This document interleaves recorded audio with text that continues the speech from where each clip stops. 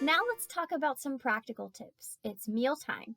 You want to be able to get what you need out of the fridge or freezer, actually find it, ensure that you actually still have it in there and it wasn't one of those, oh, that carton was empty. Whoops, thought it was full. And you're not stressed pulling half of the contents of your fridge onto the floor because you can't find the thing or it's way in the back. So, tip number 1, and I'll apply this to both fridge and freezer. Do not fill it so full that you cannot easily reach and see everything that is in it. Some of this has to do with wise organization. You may need to go to Walmart and buy some bins and shelves. If you just use your fridge and freezer with what it came with, I guarantee you it is not enough. Ask me how I know.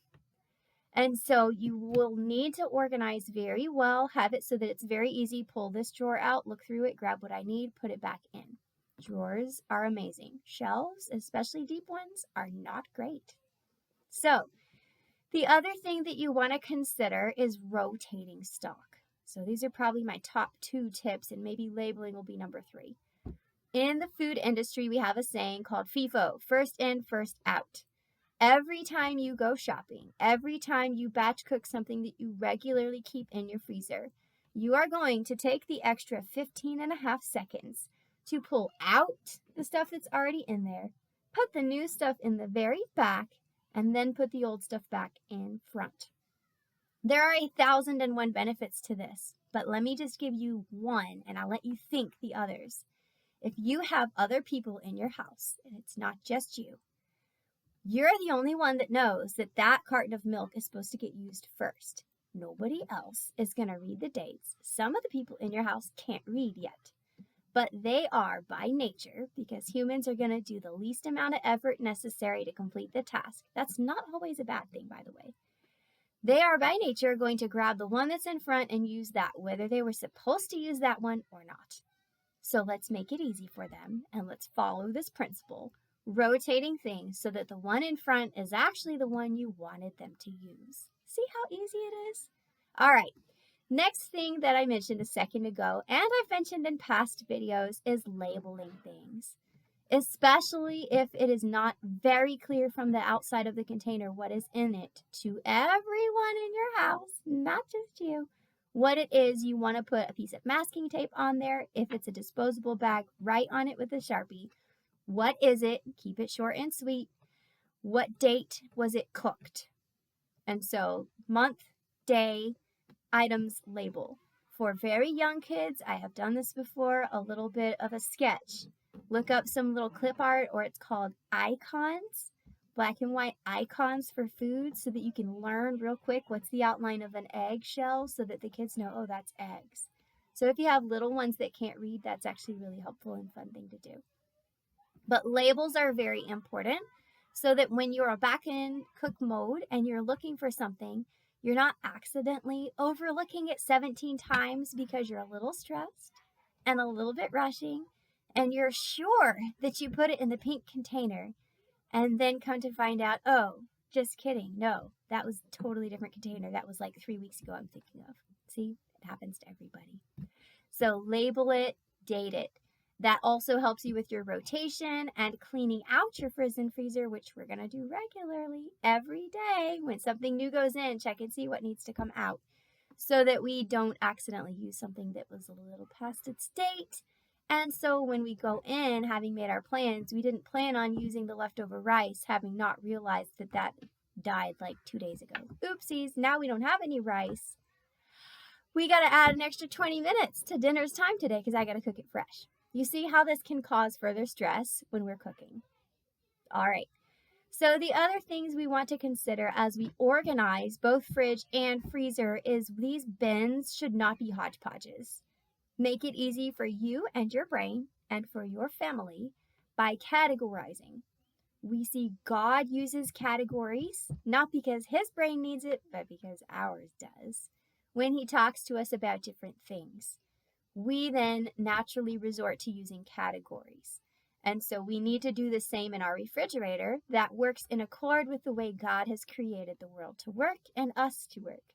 When we just random hodgepodge everything in there, we ought then not be surprised by our stress level at mealtime. So in my freezer, we'll start there. I have a bin that's just for cooked meats, which is rotated so that the ones that need used first are in the front, and the ones I just cooked and put in there are in the back. I have another bin for breads that have been already fully baked and are ready to just thaw and eat the way that they are. Again, rotated. There's another bin for shredded cheeses, same thing. I buy the giant blocks, Costco, Walmart, Sam's Club, the really big ones, and I go ahead and shred the whole things, portion them out as the sizes that we'll use of them for various meals, and I put them in there. And then on the bottom, I have my ice cube trays, and then I have my purees and broths. So that's another great thing to keep in your freezer. When you cook meat, always save the liquid from that. Immediately let it cool completely to room temperature, transfer it to a freezer safe container, label, date, put it in there. Now, if you can, a lot of these things have to be pressure canned. Do not Rebel can. Bad idea. But if you can them safely and properly, yes, you don't have to put them in the freezer. I'm just now jumping into the world of canning. I don't yet have a pressure canner, so I'm starting with things that you can safely can in a water bath. But that is an option as well. The freezer works for everything in the meantime. So you can put literally anything in the freezer that you can, and it will stay good for at least 6 months in the freezer. You can throw this tip in there, actually use mason jars in the freezer if they're the ones with the straight sides. And I have one with me here today as an example. So this is a 1.5 pint mason jar sold by Azure Standard. No, I'm not earning any money from them, just throwing it out there because that's the only place I've ever seen where you can buy them. But this is a good demonstration of, see how the side is straight? This is not the kind where it has the little shoulder. It kind of dips in and gets narrower like a pickle jar. And then you have the rim where you can put the lid on. So straight up and down sides. If it is a canning jar, any brand, Ball, Mason, whatever you buy. Walmart has one now, Mainstays. Those are good too. The sides are straight. You can freeze that.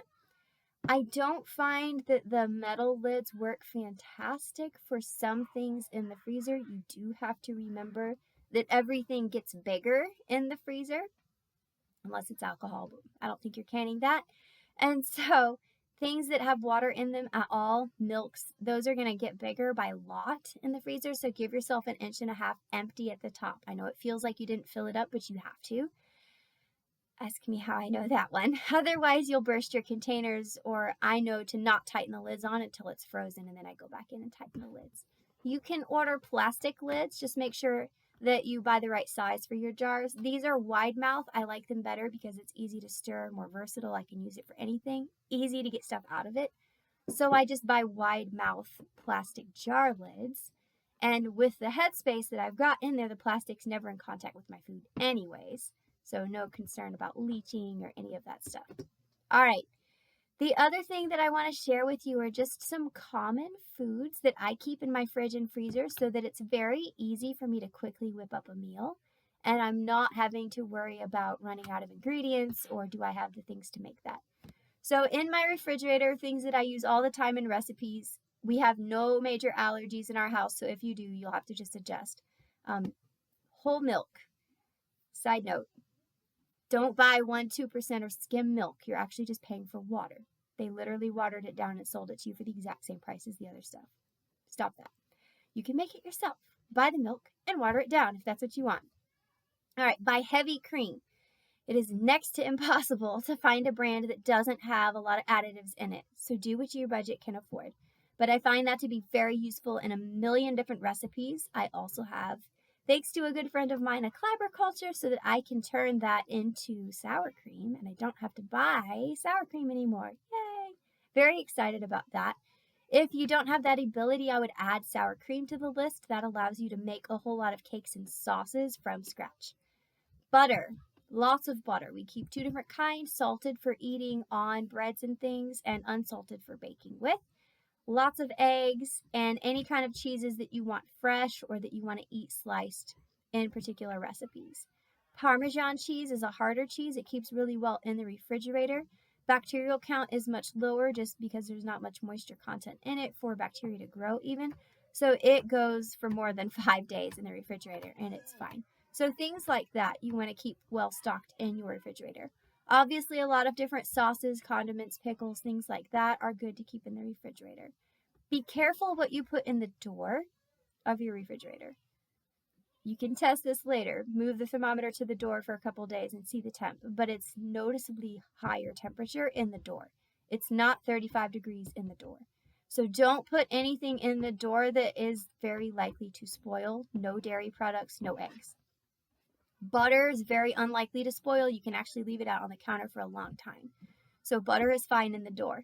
Most sauces and condiments are either really high in sugar, thanks to jellies and jams, really high in salt, things like soy sauces, or really high in something acidic like a vinegar or pickles. Those aren't going to spoil because the acidity or sugar or salt in them prevents that.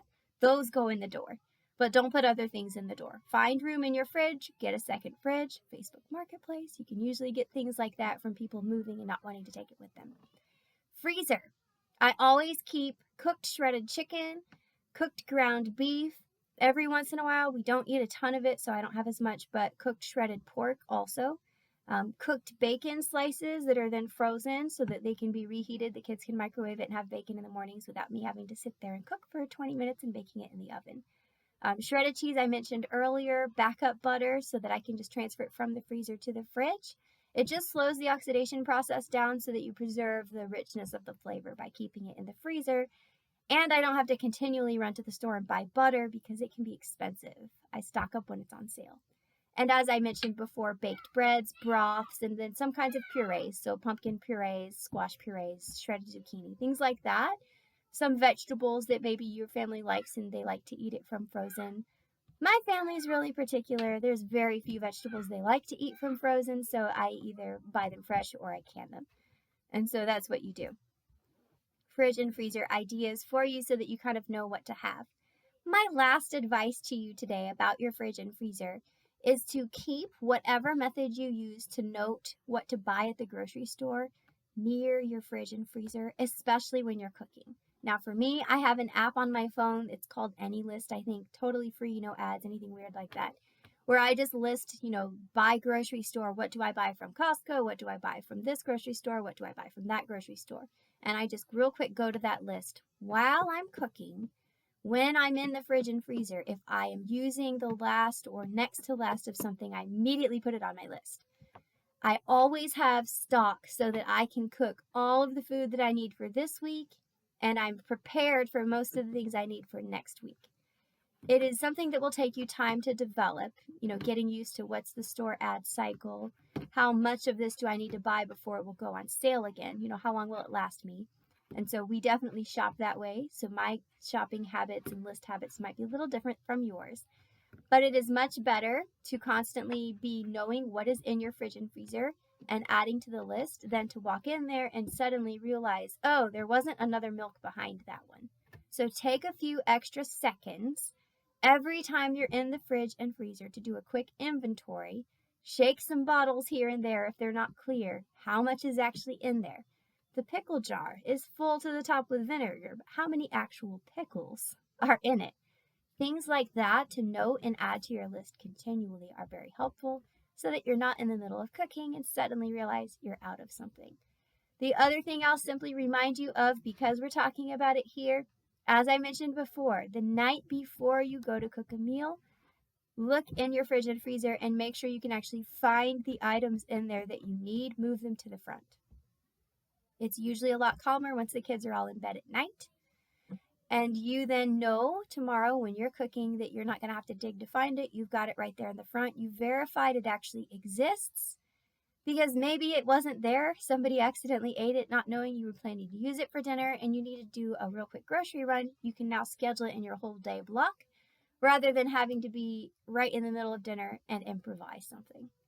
That's all I have for today. Until next time.